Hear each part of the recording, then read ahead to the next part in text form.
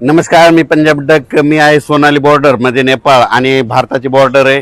तर या ठिकाणी महाराष्ट्रातल्या शेतकऱ्याला सर्वप्रथम आनंदाची बातमी देणार आहे. महाराष्ट्रातल्या सर्व शेतकऱ्यासाठी आनंदाची बातमी. या वर्षी महाराष्ट्रातल्या शेतकऱ्याची मिरगी पेर होणार आहे, म्हणून ही सर्वप्रथम शेतकऱ्यासाठी आनंदाची बातमी.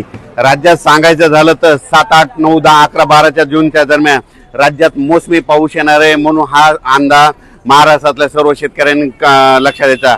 आजच्यानं कंप्लीट आज आहे 28 मे 2026. आजपासून कंप्लीट 9 दिवस शिल्लक राहिले शेतीचे कामे करण्यासाठी. शेतकऱ्याला विनंती की तुम्ही काय करा, या 9 दिवसामध्ये शेतीचे कामे करून घ्या, कारण की राज्यामध्ये 7, 8, 9, 10, 11, 12 दरम्यान मोसमी पाऊस बरसणार आहे, म्हणून हा अंदाज लक्षात घ्यायचा. आणि सर्वप्रथम सांगू इच्छितो की राज्यामध्ये सांगायचं झालं तर की हे जे मोसमी पाऊस आहे, तर खरं तर पहिलं तर काय होणार आहे, 31 मे पासूनच 31 मे 1, 2, 3, 4, 5 जूनच्या दरम्यान मध्ये पूर्व विदर्भ, काही भागात पश्चिम विदर्भ, दक्षिण महाराष्ट्र, उत्तर महाराष्ट्र, कोकणपट्टी, खानदेश, मराठवाडा सगळीकडे काय होणार आहे, काही भागामध्ये 1 जूनला येईल, काही भागात 2 ला, काही 3 ला, काही 4, 5, 6, 6 जून पर्यंत दररोज वेगवेगळ्या भागात चांगला जोराचा पाऊस पडणार आहे, म्हणून हा अंदाज महाराष्ट्रातल्या शेतकऱ्यांना लक्षात यायचा. पण हे 6 जून पर्यंत पाऊस पडल्याच्या नंतर त्याच्या पाठोपाठ लगेच मोसमी पाऊस येणार आहे आणि 31 आणि 1 तारखेला केरळमध्ये मान्सून दाखल होणार आहे आणि केरळमधून कंप्लीट 5 ते 6 दिवसामध्ये ते महाराष्ट्रात येणार आहे.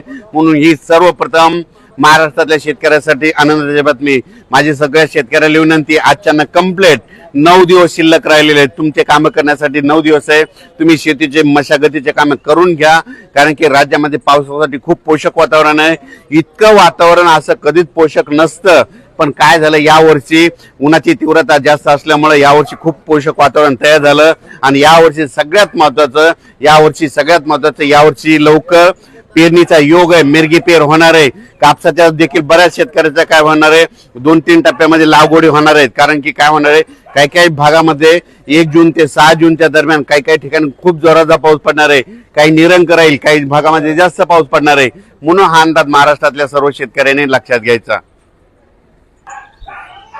तेलंगणा, कर्नाटक आणि मध्य प्रदेशच्या शेतकऱ्याला सांगू इच्छितो की तुमच्या इकडे देखील काय होणार आहे की यावर्षी लवकरच पाऊस येणार आहे. खरं तर तेलंगणा आणि कर्नाटकमध्ये यावर्षी लवकर पाऊस येणार आहे, म्हणून हा अंदाज तेलंगणातल्या सर्व शेतकऱ्यांनी लक्षात घ्यायचा. कर्नाटकच्या देखील सर्व शेतकऱ्यांनी अंदाज लक्षात घ्यायचा. आंध्र प्रदेशच्या शेतकऱ्यांनी देखील अंदाज लक्षात घ्यायचा आणि आपण आपल्या पेरणीचं नियोजन लावायचं. सांगायचं झालं तर यावर्षी सगळ्यात महत्वाचं म्हणजे एवढं पोषक वातावरण कधीच नसतं, पण यावर्षी सगळ्यात चांगलं वातावरण आहे. मी म्हटलं होतं ना, 2026ला शेतकऱ्याची पिकं चांगली येणार. ज्या वर्षी पेरणी लवकर होते त्या वर्षी शेतकरी मालामाल होतो, म्हणून हे लक्षात घ्यायचं. शेतकऱ्याला एक सांगू इच्छितो की यावर्षी देखील काय होणार आहे, ज्यांनी जर गडबड केली तर त्यांच्या काय होणार, 3 म्हणजे लवकर पेरणी होतील. मध्ये 7, 8, 9 ते मध्ये 15 पर्यंत काही जणांच्या पेरण्या होतील. त्याच्यानंतर काय होईल, 17, 18, 19च्या दरम्यान एक पाऊस येईल, त्याच्यामध्ये काही जाण्याचे होते. त्याच्यानंतर 25 ते 30 मध्ये एक पाऊस येणार, मोसमी पाऊस त्याच्यामध्ये होतील. आणि याच्यातून जर काही उरले तर मग ते 7 जुलैच्या दरम्यान जाते. पण यावर्षी मात्र पेरणीचा खूप चांगला योग आहे, म्हणून अंदाज लक्षात. उत्तर महाराष्ट्रात देखील काय होणार आहे, 1, 2, 3च्या दरम्यान चांगला पूर्व मोसमी, खरं तर ते मोसमी पाऊसच असतो, म्हणून हे अंदाज लक्षात यायचा. म्हणून हे लक्षात यायचं, चांगला पाऊस पडणार आहे. पण परिस्थिती अशी आहे की 7 जून नंतर जे पाऊस यायला ते पाठीमागून मोसमी पाऊस आहे, म्हणून ही सर्वप्रथम शेतकऱ्यासाठी आनंदाची बातमी. उत्तर महाराष्ट्रातल्या शेतकऱ्याच्या आनंदाची बातमी. घाटमाता कोकण परिसरातल्या शेतकऱ्यासाठी आनंदाची बातमी. त्याच्यानंतर विदर्भातल्या शेतकऱ्याची खास करून आनंदाची बातमी. यावर्षी लवकर पेरणीचे योग आहे. यावर्षी 7, 8 जून 10, 11, 12 दरम्यान राज्यात चांगला मोसमी पाऊस येणार आहे, म्हणून हे अंदाज लक्षात. पण हे मोसमी पाऊस येण्याच्या अगोदरच 31, 1, 2, 3, 4, 5, 6 जून पर्यंत दररोज महाराष्ट्रातल्या वेगवेगळ्या भागामध्ये विदर्भ, पूर्व विदर्भ, पश्चिम विदर्भ, दक्षिण महाराष्ट्र, उत्तर महाराष्ट्र, कोकणपट्टी, खानदेश दररोज वेगवेगळ्या भागात विखुरलेल्या स्वरूपाचा पाऊस पडणार आहे, म्हणून हा अंदाज सर्व शेतकऱ्यांनी लक्षात घ्यायचा.